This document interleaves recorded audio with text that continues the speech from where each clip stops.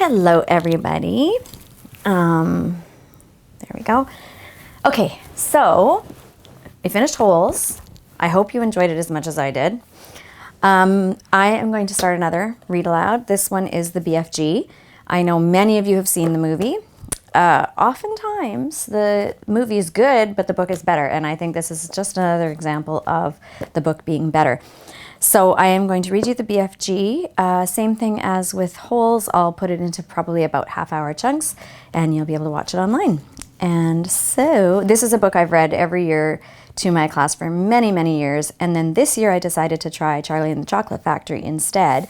And to be honest, I prefer this one as a read aloud. So I thought, this is my opportunity to read it to you. So I'm going to. A little caveat before we start is this book starts out with a bit of a scary scenario. Hang on, because it will get less scary. I promise it ends well. So yeah, if you feel scared, that's okay. Just press on and you'll be all right. Okay, its first chapter is called The Witching Hour. So here we go. BFG by Roald Dahl. The Witching Hour. Sophie couldn't sleep. A brilliant moonbeam was slanting through a gap in the curtains. It was shining right on her pillow. The other children in the dormitory had been asleep for hours. Sophie closed her eyes and lay quite still. She tried very hard to doze off. It was no good. The moonbeam was like a silver blade slicing through the room onto her face. The house was absolutely silent. No voices came up from downstairs. There were no footsteps on the floor above either. The window behind the curtain was wide open, but nobody was walking on the pavement outside. No cars went by on the street. Not the tiniest sound could be heard anywhere. Sophie had never known such silence. I'm going to show you the picture. So there's a picture on the bottom. There you go. Perhaps, she told herself, this is what they call the witching hour. The witching hour, somebody had once whispered to her, was a special moment in the middle of the night when every child and every grown-up was in a deep, deep sleep, and all the dark things came out from hiding and had the world to themselves. The moonbeam was brighter than ever on Sophie's pillow. She decided to get out of bed and close the gap in the curtains. You got punished if you were caught out of bed after lights out, even if you said you had to go to the lavatory. That was not accepted as an excuse, and they punished you just the same. But there was no one out about now. Sophie was sure of that. She reached out for her glasses that lay on the chair beside her bed. They had steel rims and very thick lenses, and she could hardly see a thing without them. She put them on, then slipped out of bed and tiptoed over to the window. When she reached the curtains, Sophie hesitated. She longed to duck underneath them and lean out of the window to see what the world looked like now that the witching hour was at hand. She listened again. Everywhere it was deathly still. The longing to look out became so strong she couldn't resist it. Quickly, she ducked under the curtains and leaned out of the window. In the silvery moonlight, the village street she knew so well seemed completely different. The houses looked bent and crooked like houses in a fairy tale. Everything was pale and ghostly and milky white. Across the road, she could see Mrs. Rance's shop where you bought buttons and wool and bits of elastic. It didn't look real. There was something dim and misty about that, too. Sophie allowed her eye to travel farther and farther down the street. Suddenly, she froze. There was something coming up the street on the opposite side. It was something black, something tall and black, something very tall and very black and very thin. Next chapter. Who? It wasn't a human. It couldn't be. It was 4 times as tall as the tallest human. It was so tall its head was higher than the upstairs windows of the houses. Sophie opened her mouth to scream, but no sound came out. Her throat, like her whole body, was frozen with fright. This was the witching hour, all right. The tall black figure was coming her way. It was keeping very close to the houses across the street, hiding in the shadowy places where there was no moonlight. On and on it came, nearer and nearer. But it was moving in spurts. It would stop, then it would move on, and then it would stop again. But what on earth was it doing? Aha! Sophie could now see what it was up to. It was stopping in front of each house. It would stop and peer into the upstairs window of each house in the street. It actually had to bend down to peer in the upstairs windows. That's how tall it was. It would stop and peer in, and then it would slide on to the next house and stop again. and peer in, and so on, all along the street. It was much closer now, and Sophie could see it more clearly. Looking at it carefully, she decided it had to be some kind of person. Obviously, it was not human, but it was definitely a person. A giant person, perhaps. Sophie stared hard across the misty moonlit street. The giant, if that's what he was wearing a long, black cloak. In one hand, he was holding what looked like a very long, thin trumpet. In the other hand, he held a large suitcase. The giant had stopped now right in front of Mr. and Mrs. Gucci's house. The Guccis had a greengrocer's shop in the middle of High Street, and the family lived above the shop. The two Gucci children slept in the upstairs front room. Sophie knew that. The giant was peering through the window into the room where Michael and Jane Gucci were sleeping. From across the street, Sophie watched and held her breath. She saw the giant step back a pace and put the suitcase down on the pavement. He bent over and opened the suitcase. He took something out of it. It looked like a glass jar, one of those square ones with a screw top. He unscrewed the top of the jar and poured what was in it into the end of the long trumpet thing. Sophie watched, trembling. She saw the giant straighten up, and again she saw him poke the trumpet in through the open upstairs window of the room where the Gucci children were sleeping. She thought she saw the giant take a deep breath, and whew, he blew through the trumpet. No noise came out, but it was obvious to Sophie that whatever had been in the jar had now been blown through the trumpet into the Gucci children's bedroom. What could it be? As the giant withdrew the trumpet from the window and bent down to pick up the suitcase, he happened to turn his head and glance across the street. In the moonlight, Sophie caught a glimpse of an enormous, long, pale, wrinkly face with the most enormous ears. The nose was as sharp as a knife, and above the nose there were two bright, flashing eyes, and the eyes were staring straight at Sophie. There was a fierce and devilish look about them. Sophie gave a yelp and pulled back from the window. She flew across the dormitory and jumped into her bed and hid under her blanket. And there she crouched, still as a mouse, tingling all over. The snatch.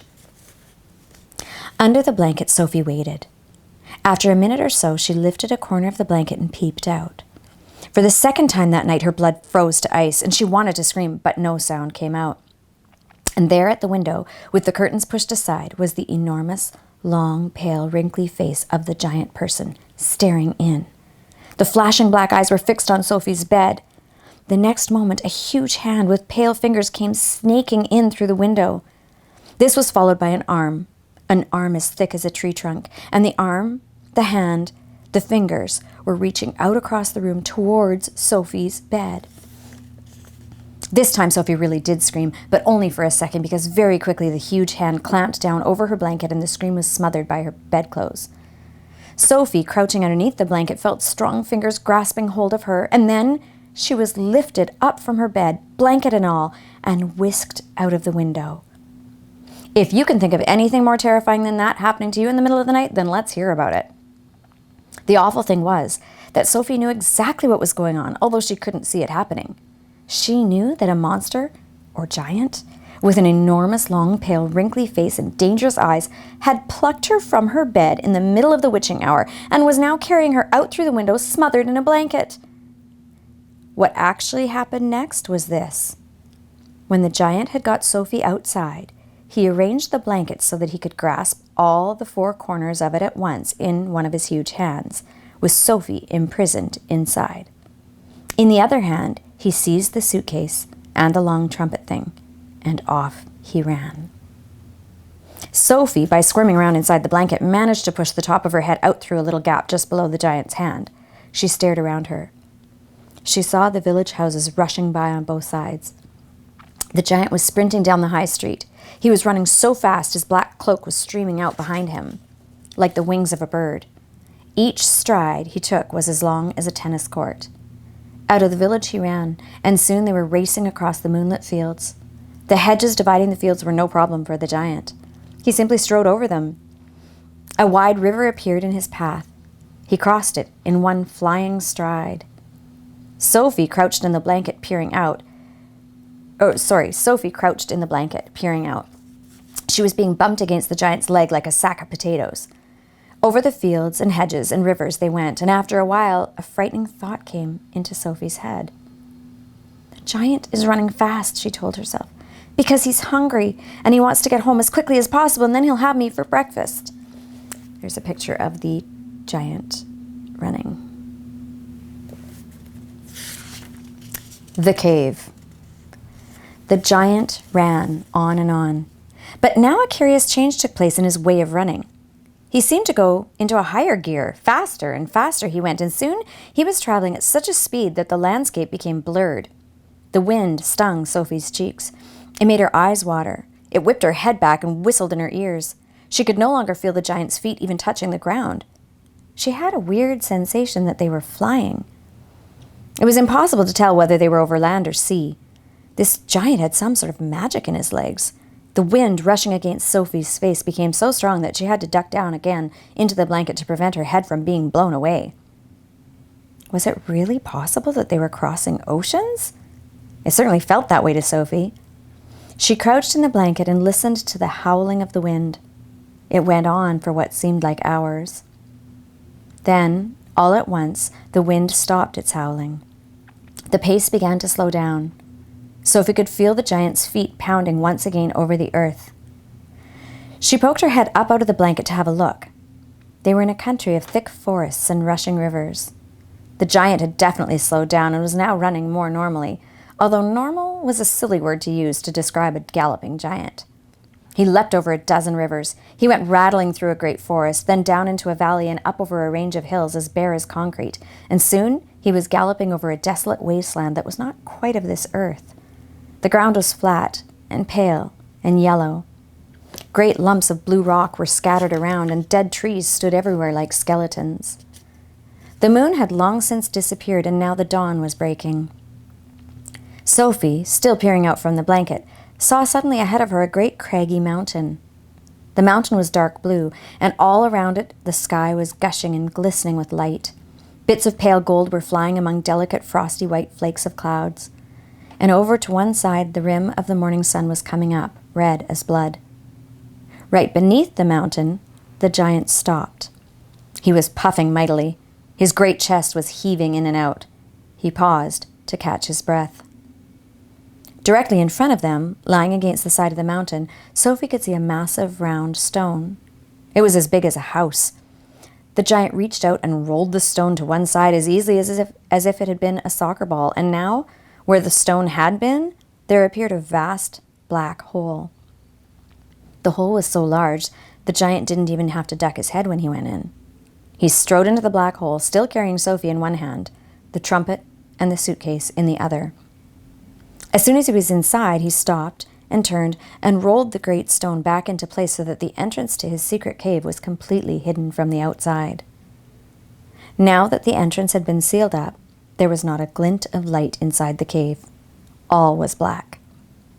Sophie felt herself being lowered to the ground. Then the giant let go of the blanket completely. His footsteps moved away. Sophie sat there in the dark, shivering with fear.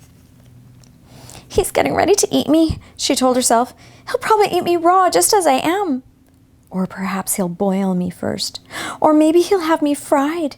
He'll drop me like a rasher of bacon into some gigantic frying pan sizzling with fat."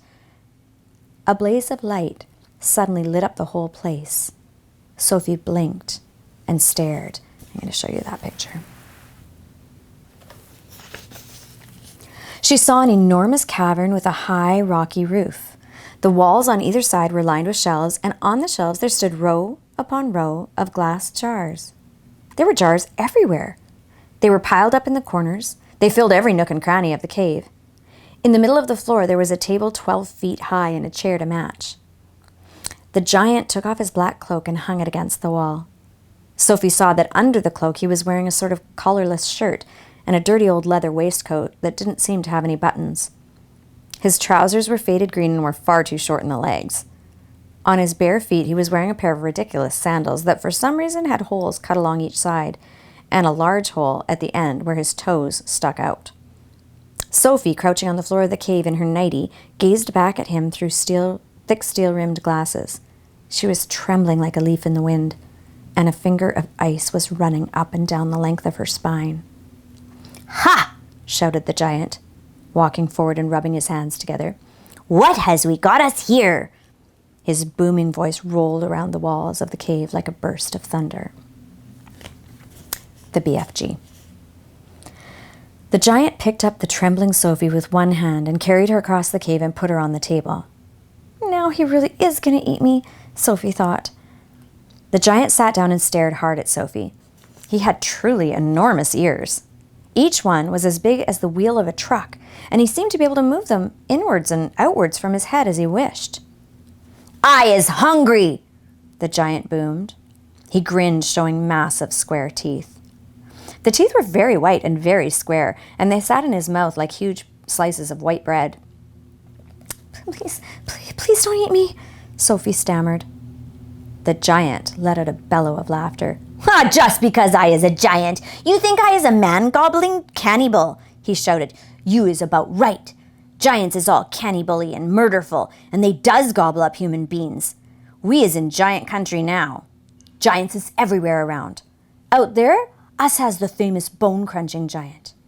Bone-crunching giant crunches up 2 wopsy-wiffly human beings for supper every night. Noise is ear-bursting. Noise of crunching bones goes crackety-crack for miles around." "Ah," Sophie said. "Bone-crunching giant only gobbles human beings from Turkey," the giant said. "Every night Bone Cruncher is galloping off to Turkey to gobble Turks." Sophie's sense of patriotism was suddenly so bruised by this remark that she became quite angry. "Why Turks?" she blurted out. "What's wrong with the English?" "Bone-crunching giant says Turks is tasting oh so much juicier and more scrumdiddly-umptious. Bone Cruncher says Turkish human beings has a glamourly flavor. He says Turks from Turkey is tasting of Turkey." "I suppose they would," Sophie said. "Of course they would," the giant shouted. "Every human being is diddly and different. Some is scrumptiddly-umptious and some is ucky slush. Greeks is all full of ucky slush. No giant is eating Greeks ever." "Why not?" Sophie asked. "Greeks from Greece is all tasting greasy," the giant said. "I imagine that's possible too," Sophie said. She was wondering with a bit of a tremble what all this talking about eating people was leading up to. Whatever happened, she simply must play along with this peculiar giant and smile at his jokes. But were they jokes? Perhaps the great brute was just working up an appetite by talking about food. "As I am saying," the giant went on, "all human beings is having different flavors. Human beings from Panama is tasting very strongly of hats." "Why hats?" Sophie said. "You is not very clever," the giant said, moving his great ears in and out. "I thought all human beings is full of brains, but your head is emptier than a bungdoggle." "Do you like vegetables?" Sophie asked, hoping to steer the conversation towards a slightly less dangerous kind of food. "You is trying to change the subject," the giant said sternly. "We is having an interesting babblement about the taste of a human bean. The human bean is not a vegetable." "Oh, but the bean is a vegetable," Sophie said. "Not the human bean," the giant said. "The human bean has 2 legs and a vegetable has no legs at all." Sophie didn't argue anymore. The last thing she wanted to do was make the giant cross. "The human bean," the giant went on, "is coming in dillions of different flavors. For instance, human beans from Wales is tasting very whooshy of fish. There is something very fishy about Wales." "You mean whales," Sophie said. "Wales is something quite different. If you were seeing the book, you'd see that when Sophie says you mean whales, she means WHALES, like a whale, like the animal that lives in the ocean. But he's talking about Wales, WALES, which is a place in the UK. I just want to turn back and show you this picture. So this is a picture of the BFG and Sophie at the table. And I will show you this picture. That's the BFG talking to Sophie. "Wales is Wales," the giant said. "Don't gobble funk around with words. I will now give you another example. Human beings from Jersey has a most disgustable woolly tickle on the tongue," the giant said. "Human beings from Jerseys is tasting very much of cardigans." "You mean jerseys," Sophie said. "You are once again gobble funking," the giant shouted. "Don't do it. This is a serious and snitching subject. May I continue?" Please do, Sophie said. Danes from Denmark is tasting ever so much of dogs, the giant went on. Of course, Sophie said. They taste of Great Danes. Wrong, cried the giant, slapping his thigh. Danes from Denmark is tasting doggy because they is tasting of Labradors. Well, then what do the people of Labrador taste of? Sophie asked. Danes, the giant cried triumphantly. Great Danes. Aren't you getting a little bit mixed up? Sophie asked. I is a very mixed up giant, the giant said. But I does do my best, and I is not nearly as mixed up as the other giants. I know one who gallops all the way to Wellington for his supper. Wellington? Sophie asked. Where is Wellington? Your head is full of squashed flies, the giant said. Wellington is in New Zealand.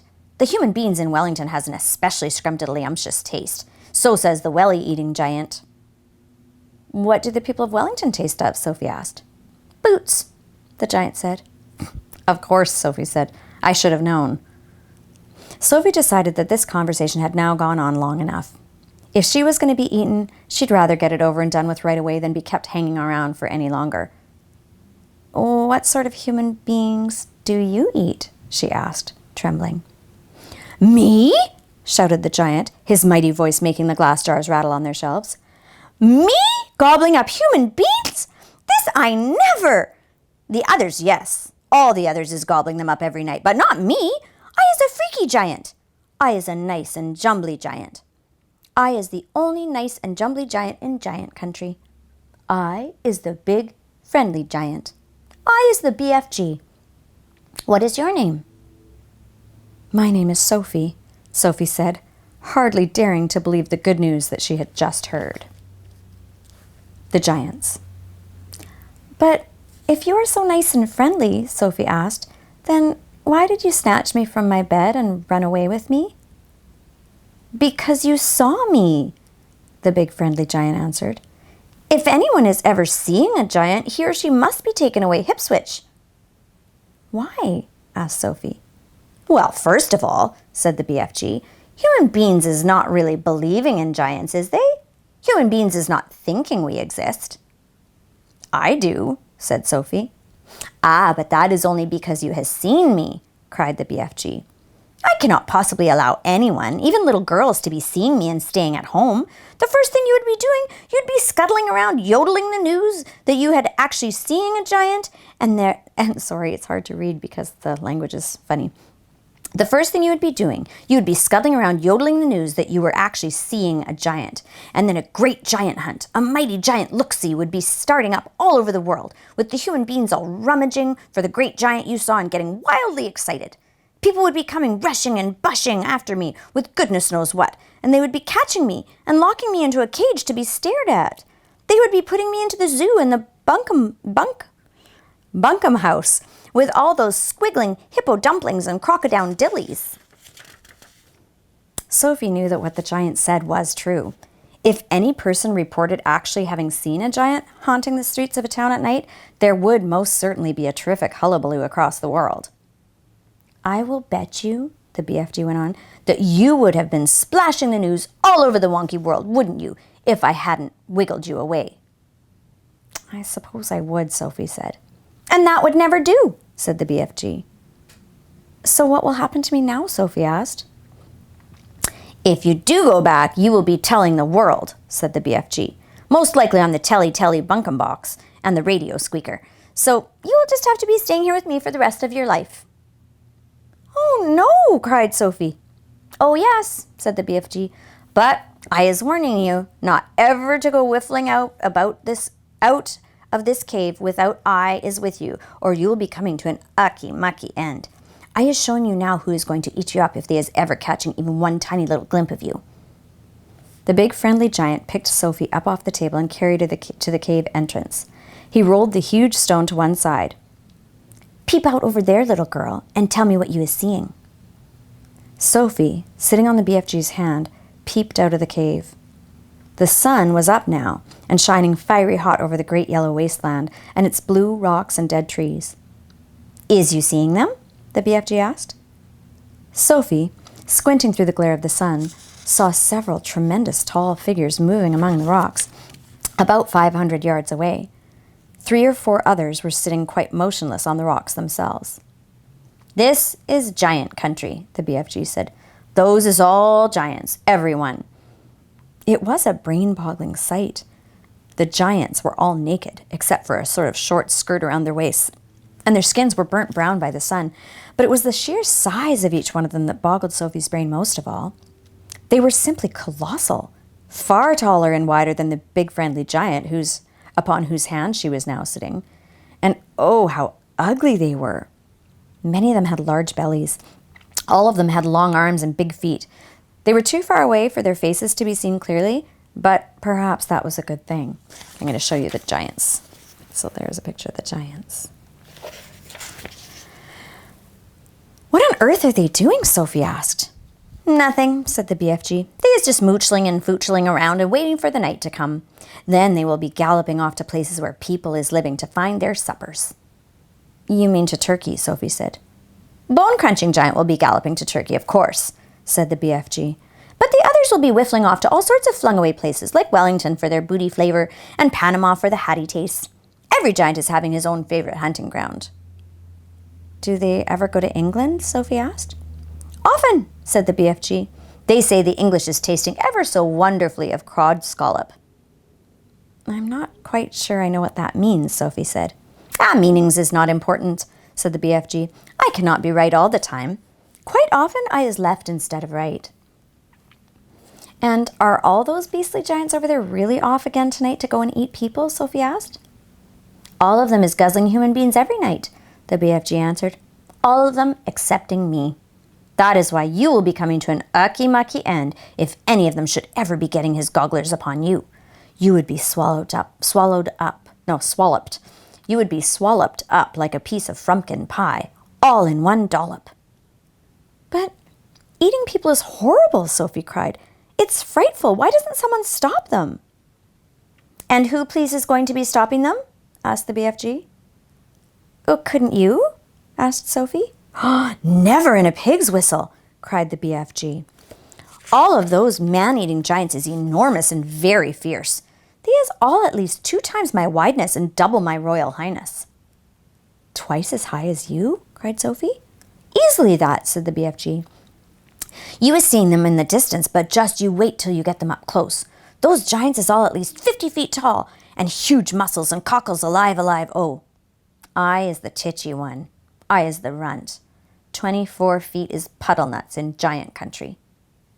"Oh, you mustn't feel bad about it," Sophie said. "I think you're just great. Why, even your toes must be as big as sausages." "Bigger," said the BFG, looking pleased. "They're as big as bumplehammers." "How many giants are out there?" Sophie asked. 9 altogether," answered the BFG. "That means," said Sophie, "that somewhere in the world, every single night, 9 wretched people get carried away and eaten alive?" "More," said the BFG. "It's all depending, you see, on how big the human being is. Japanese beans is very small, so a giant will need to gobble up about 6 Japanese before he is feeling full up. Others, like the Norway people and the Yankee Doodles, is ever so much bigger, and usually 2 or 3 of those makes a good tuck-in." "But do these disgusting giants go to every single country in the world?" Sophie asked. "All countries excepting Greece is getting visited sometime or another," the BFG answered. "The country which a giant visits is depending on how he is feeling. If it's very warm weather and the giant is feeling as hot as a sizzle pan, he will probably go galloping far up to the Frisbee north and get himself an Inuit or 2 to cool him down. A nice fat Inuit to a giant is like a lovely ice cream lolly to you." "I'll take your word for it," Sophie said. "And then again, if it's a frotzy night and the giant is fridging with cold, he will probably point his nose towards the sweltering hotlands to guzzle a few Hottentots to warm him up." "How perfectly horrible," Sophie said. "Nothing hots a cold giant up like a Hottentot," the BFG said. "And if you were to put me down on the ground and I was to walk out among them right now," Sophie said, "would they really eat me up?" "Like a whiffs-whittle," cried the BFG. "And what is more, you is so small they wouldn't even have to chew you. The first one to be seeing you would pick you up with his fingers and down you'd go like a drop of drain water." "Let's go back inside," Sophie said. "I hate even watching them."